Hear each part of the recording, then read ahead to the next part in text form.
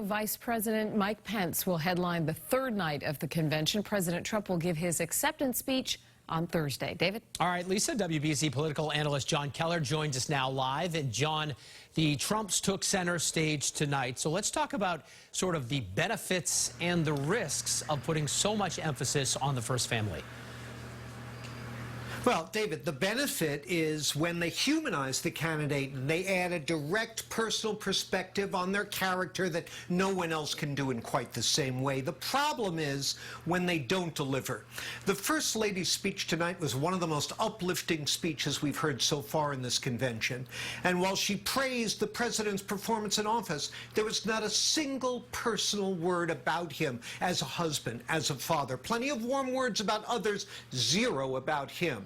And so far, 3 of the president's children have spoken to the convention. And until the end of Eric Trump's remarks earlier tonight, none of them had mentioned the 3 magic words, "I love you."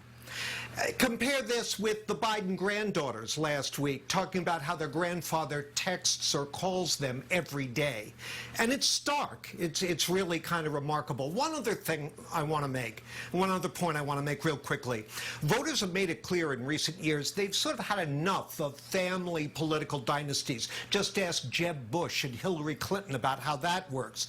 So by putting the family so far out front and encouraging speculation about political futures for Don Jr. and Ivanka, I wonder if the president isn't playing with a little bit of fire when it comes to these same voters. David?